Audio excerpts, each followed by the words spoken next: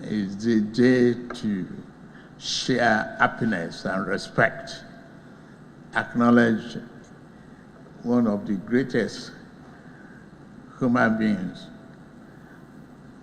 that the world has brought. All I need to say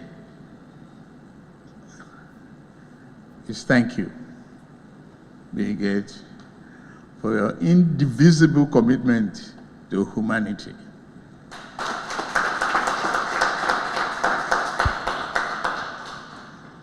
It is highly remarkable.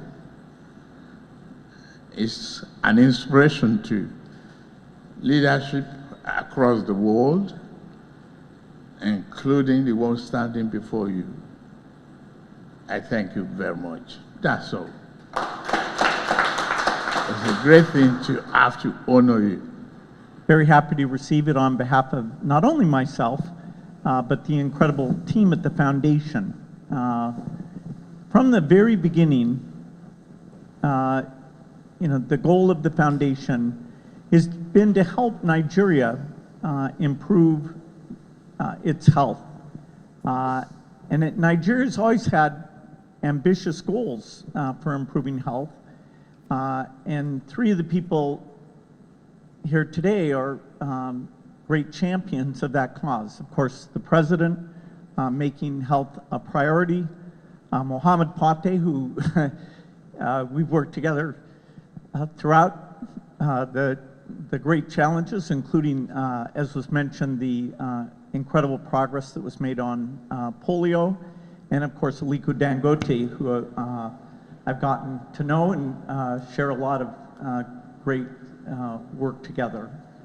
If we look at the 25 years, do you want me to move there?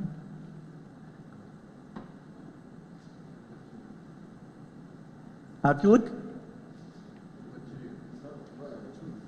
okay. If you look at the 25 years, we definitely have achieved a lot. As was mentioned, the child-to-death rate has gone down quite a bit. That's partly because new vaccines were introduced. A lot of work has gone on to increase the coverage to try to get those vaccines out to every child.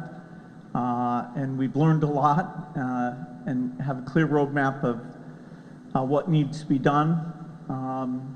The effort to get rid of polio, wild polio, was probably one of our toughest efforts, and we learned a great deal.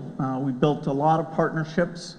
It's important to mention the incredible role that the traditional and religious leaders played in that incredible success story. And so Nigeria was declared free of wild polio virus.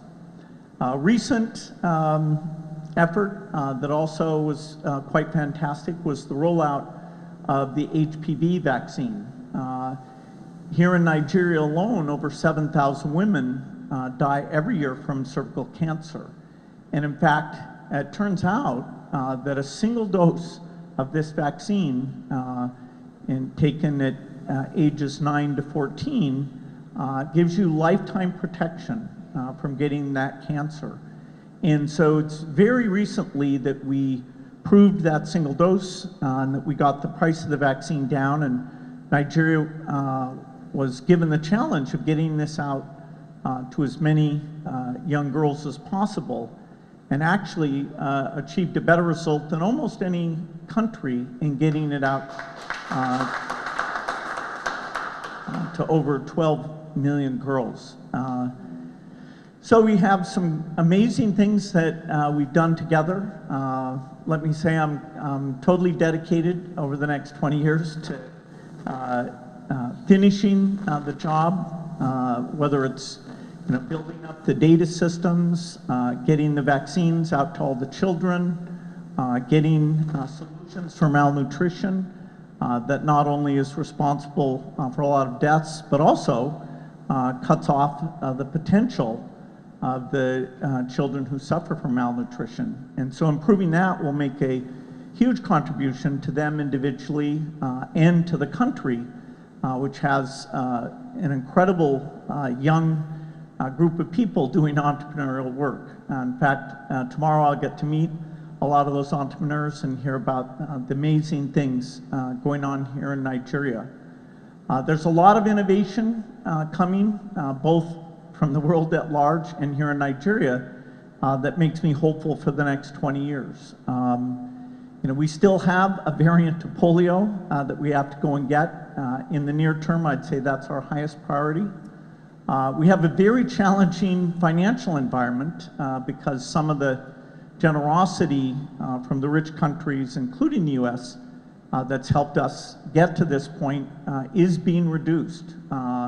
And I'm an advocate for minimizing those reductions. But in the face of that, we have to prioritize, we have to be more efficient, and there's some great discussions with the government about how we do that, including prioritizing the limited government resources for some of these key health activities. Some of our goals may seem very ambitious. For example, during the next 20 years, we do hope to completely eradicate malaria. And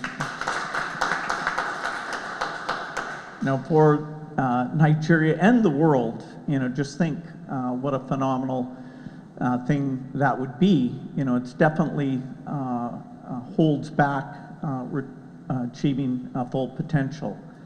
In the area of innovation, we have AI. I met with the IT minister earlier today to talk about how we make sure Nigeria is at the forefront of using AI for education and health and agriculture. And so we're building some strong partnerships there. So an immense amount of work to be done, but we've built friendships and partnerships that make me believe we can get it done, and that we can achieve your most ambitious goals, particularly in health. So thank you for this great honor. Beginning period, his friend Alhaji Aliko joined him in an effort to transform lives of our citizens.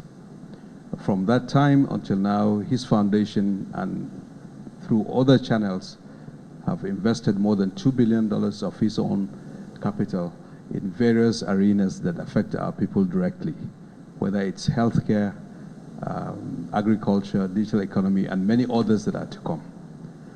Importantly, when he came in northern Nigeria, there were challenges with access to immunization, people refusing because of ignorance.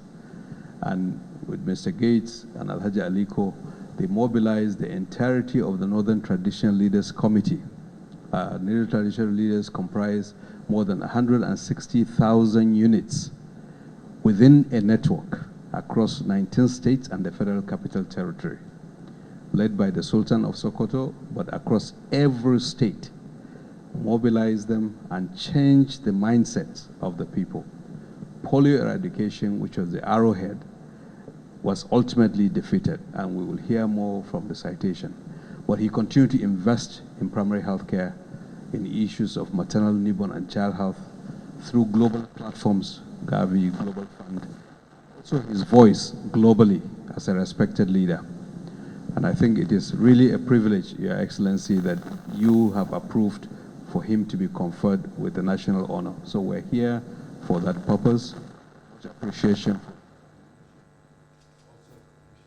of the friendship that I believe is building between Your Excellency and also Mr. Bill Gates, and alongside, of course, his own friend Alhaji Aliko Dangote. So I'll leave it here. Thank you, Your Excellency.